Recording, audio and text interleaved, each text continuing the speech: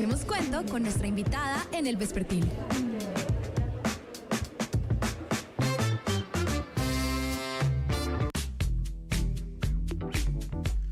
Nuestra primera invitada de hoy ya pasó hace ya un muy buen rato por los micrófonos del Vespertino. Una mujer colombiana que durante muchos años ha hecho su vida también en Estados Unidos, sí, pero que ha viajado muy seguramente por casi todos los países del mundo en donde hay algo de ciencia, salud, biodiversidad, medio ambiente.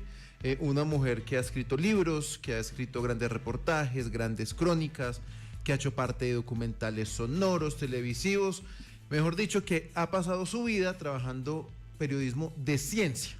Y hablamos de Ángela Posada Swafford, quien, entre otras, la próxima semana va a estar aquí en Manizales, en Acciones por la Vida, esta alianza que la Universidad de Manizales, el Banco de la República, la Universidad Católica de Caldas, EFIGAS, EMAS, Alcaldía de Manizales, Gobernación, Corpo Caldas y otras 6 o 7 entidades, venimos trabajando en pro del cambio climático. Pues Ángela va a ser una de las invitadas.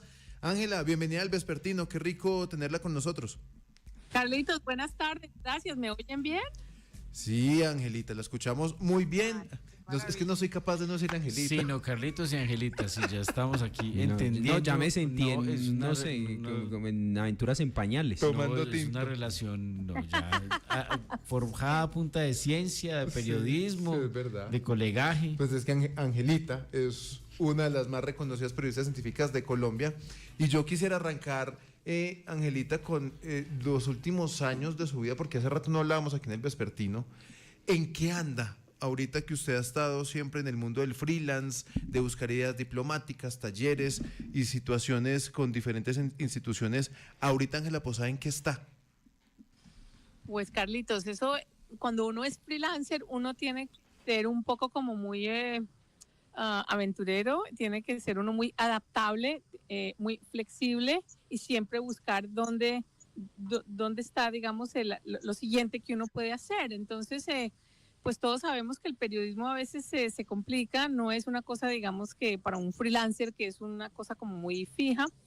Entonces, pues estoy tratando de dictar conferencias y también me ha interesado mucho seguir con la idea de la diplomacia de la ciencia. Entonces, hace un tiempo Cancillería pues se acercó a mí, me invitó a una embajada por allá en Uruguay a dictar una charla sobre el programa antártico colombiano, y yo dije, bueno, qué interesante seguir esta línea, y pues ahí más o menos he tratado pues de seguir pues dando algunas charlas, pero también me ha interesado mucho entrenar a las capacitar a muchos investigadores que están interesados en escribir sus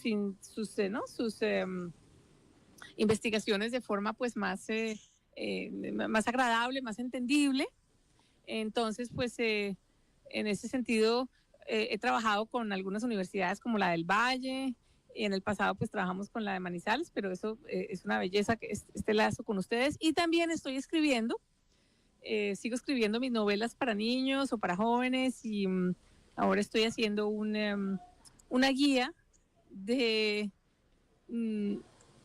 vamos a hacer con Fontour, una guía hagan de cuenta, esas guías de Lonely Planet, esas guías de turismo, pero específicamente una guía de turismo. ¿Ah? ¿Aló? No, Angelita, que con eso que estaba diciendo me llama la atención sobre un tema que está preocupando mucho en Colombia, es el tema del presupuesto de ciencia. En el presupuesto que se acaba de aprobar para el próximo año, la ciencia es uno de los más bajitos en la historia reciente del país.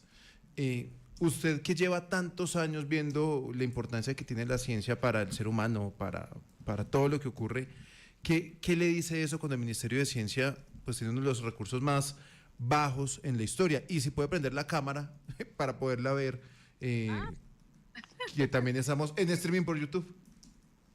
Ok, hola. Estoy aquí en un centro comercial en West Palm Beach porque venía de otra parte.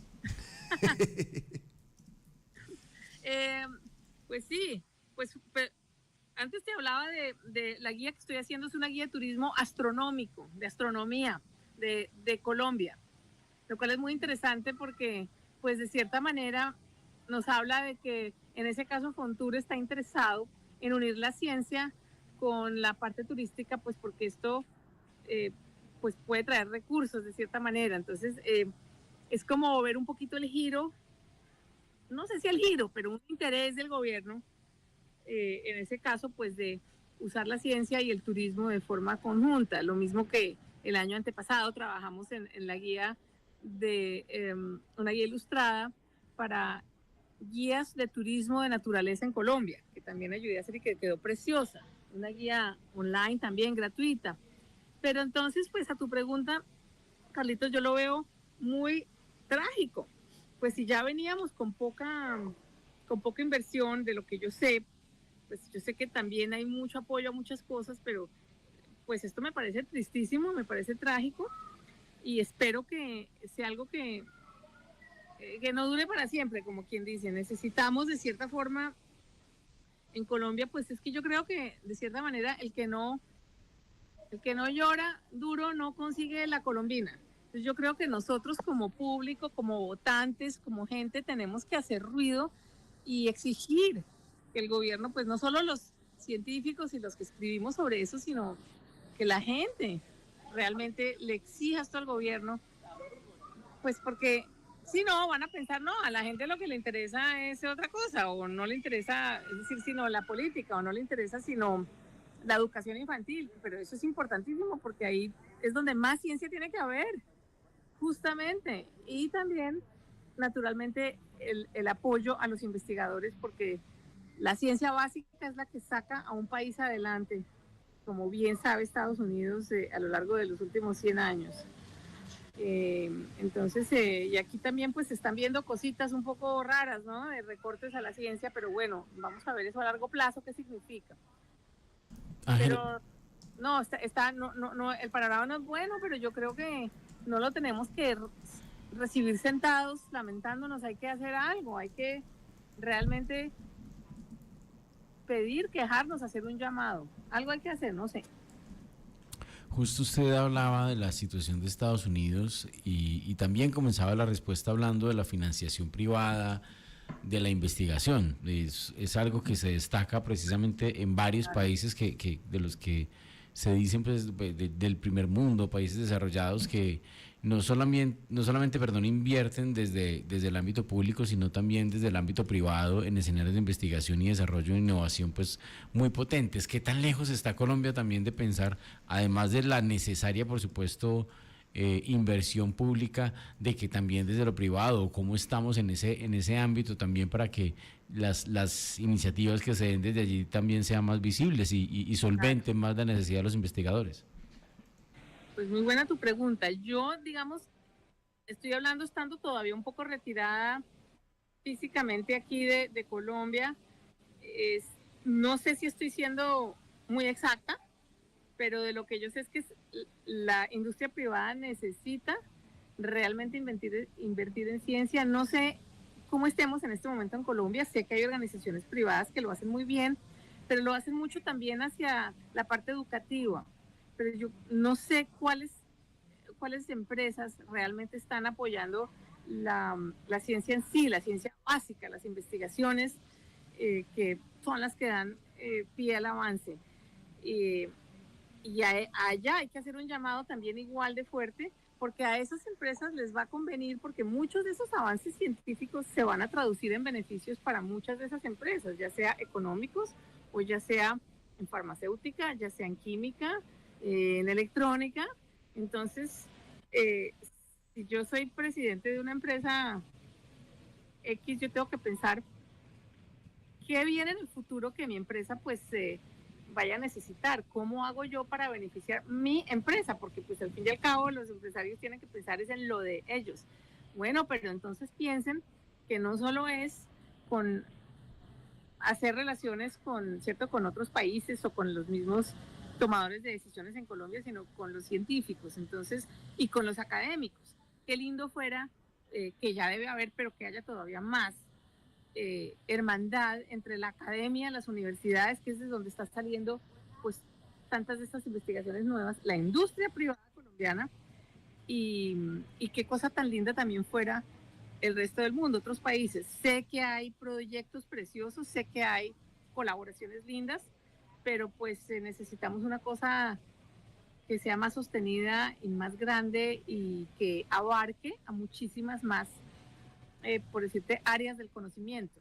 No, a veces es solo cierta cosa, necesitamos mucho más. Necesitamos, por decirte así, solo por mencionar una, necesitamos más inversión en paleontología. En Colombia no hay una cátedra de paleontología y la gente piensa, hay un montón de huesos viejos. La paleontología nos puede hablar tanto sobre el cambio climático del pasado y del presente, nos puede hablar tanto sobre no solo los cambios, sino todas las herramientas y la sabiduría que va alrededor de este estudio de los animales que vivieron hace mucho tiempo, y esto podría muy bien recibir el apoyo de la industria privada, por ejemplo, o de Ecopetrol, por decírtelo, porque eso también es geología, que seguramente ya lo tienen en algunos casos, yo no sé, pero es como un ejemplo, ¿no? Uno entre miles. Ángela, yo que usted habla de cambio climático.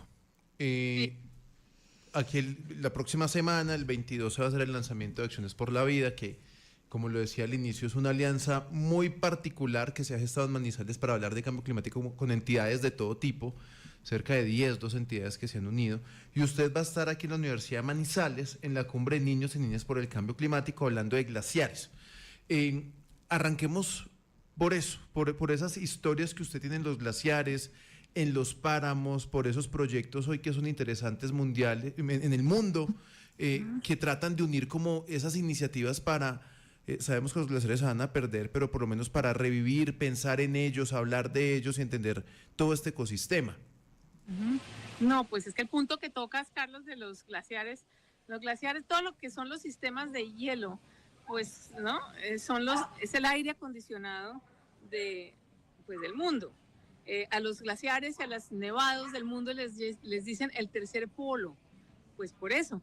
Todos esos glaciares, desde el Himalaya hasta el Nevado del Ruiz, hasta el Nevado de los Nevados de Alaska, son los que mantienen este clima de cierta manera. Perdón, hay un perro ladrando, qué pena con ustedes. Bueno, pero si los perdemos, también vamos a perder el agua dulce que hay en esos lugares, y además la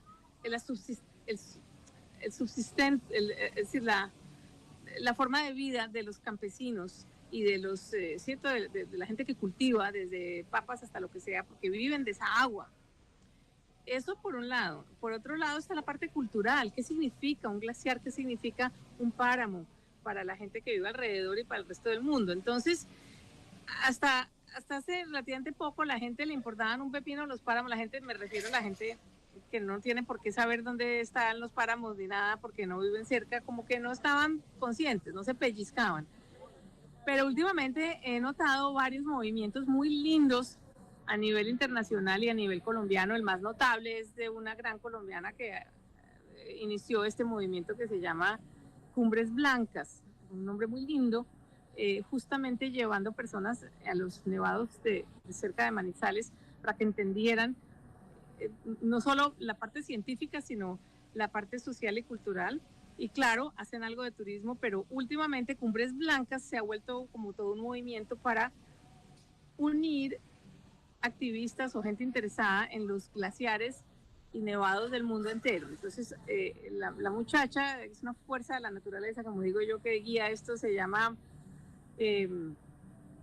Marcela Fernández, y ella creó un movimiento que se llama Nación de Glaciares, en inglés Glacier Nation, y se ha ido contactando con las personas así como ella en todo el mundo, y resulta que hay mucho interés de personas en todo el mundo de unirse con Colombia para ver qué se hace. Y qué se hace es, de alguna forma, levantar más concientización hacia estos lugares a través de información, a través de documentales, a través de cantos, a través de ir al glaciar, por ejemplo, el del Nevado del Ruiz o el de Santa Isabel, que ya está languideciendo, el de Santa Isabel, y hacerle un funeral hacerle un entierro a estos glaciares que están desapareciendo, pero no como cosa derrotista, sino como un agradecimiento y un adiós, como se ha hecho, por ejemplo, en los glaciares de Islandia y de los Himalayas. Entonces, hay una unión muy linda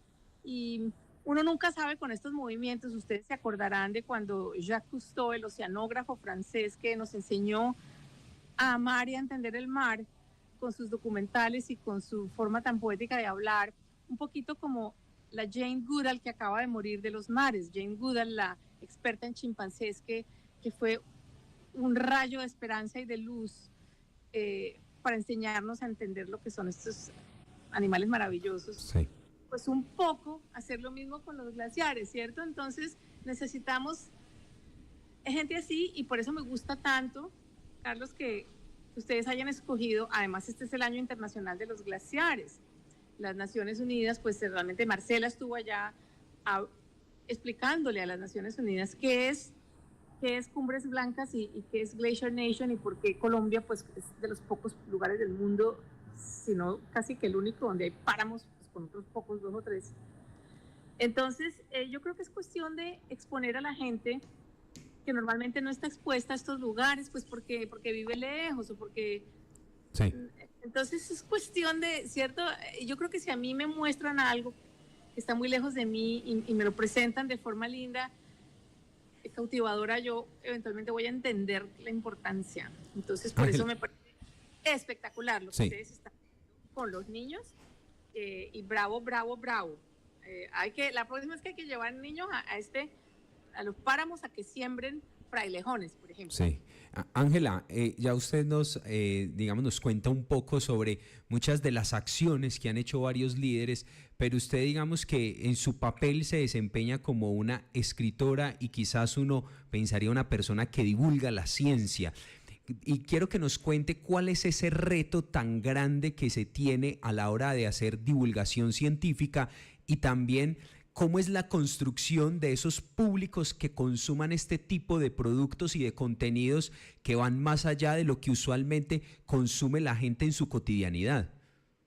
Claro, pues sí, yo me veo siempre como una persona que agarra la ciencia, acompaña a los científicos, ya sea en una salida a campo o en una visita a un laboratorio muy interesante, y entiende esta ciencia difícil porque cuando tú hablas con los investigadores, por lo general, aunque muchos lo hacen muy bien, hablan un poco crípticamente y si uno no entiende, entonces no puede traducírselo a la audiencia. Entonces yo voy con ellos, entiendo, me maravillo. Para mí la clave es que yo siempre me maravillo, todavía todo me maravillo. Yo como los chicos jóvenes, yo todavía cualquier cosa es wow, esta maravilla que aprendí algo nuevo, de que estoy investigando. Entonces, esta forma mía de ser yo la traduzco cuando hablo en vivo con las audiencias, pero también cuando escribo. Y no solamente escribo estos libros para jóvenes, la colección Juntos en la Aventura, que está basada en todos estos viajes míos, con aventuras reales de personajes basados en gente real, pero con personajes infantiles también.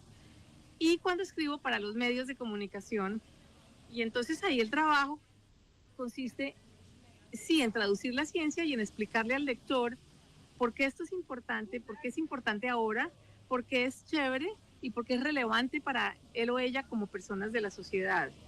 Por qué a mí me conviene saber no solo de cambio climático, sino de muchas otras cosas, porque estas 2 palabras de cambio climático a veces han sido tan trasegadas que mucha gente no, como que ya está anestesiada, pero entonces hay muchas formas de hablar de la historia del cambio climático sin ni siquiera hablar de esas, sin ni siquiera repetir esas palabras. Entonces uno puede hablar de cambio climático siguiendo la vida desde los ojos de un frailejón solitario en el páramo, allá arriba, junto al Nevado del Ruiz. ¿Qué nos podría decir un frailejón a los humanos si hablara? ¿Qué nos podría decir de su vida, de su evolución, de cómo esas hojas aterciopeladas lo están abrigando y le están guardando el agüita que necesita, etcétera? ¿Cierto? Es ponerse un poco en esta forma de hablar que no todas no todos los medios de comunicación se prestan para eso, porque yo no puedo empezar hablando poéticamente de un frailejón cuando voy a dar una historia factual de noticia dura que pasó mañana, que pasó ayer. Pero igual puedes instilar en la gente esta sensación de comunicación, de darle a la gente, involucrar no solo la cabeza de la gente, sino un poquito el corazón. Y eso se logra cuando tú como periodista primero entiendes la ciencia muy profundamente, como la teoría del iceberg, ¿no? Del témpano de hielo. Todo lo que tú estudias está debajo del agua, que es como 9 veces más de lo que el témpano sobresale por arriba. Y lo que sobresale es la esencia fina, el perfume, lo que tú has destilado.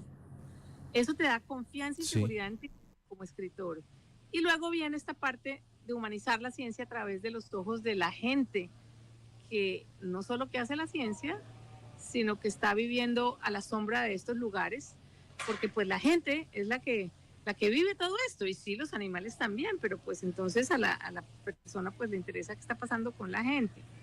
Entonces es como una mezcla de cosas, sobre todo la idea no es repetir estas palabras complicadas, sino explicarlas, y sin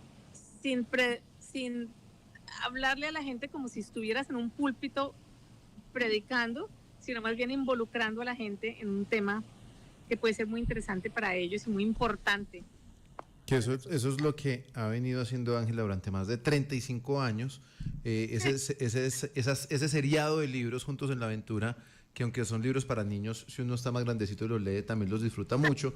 Pues Ángela va a estar el próximo 27 de octubre aquí en Manizales, en la Universidad de Manizales, desde las 8 de la mañana, en la Cumbre de Niños y Niñas por el Cambio Climático, en donde se va a presentar 8 PRAES, que son los planes de responsabilidad y educación ambiental en los colegios de Caldas. Van a estar esos niños presentando sus resultados, un trabajo de todo este año, y pues Ángela va a estar ahí conversando con ellos.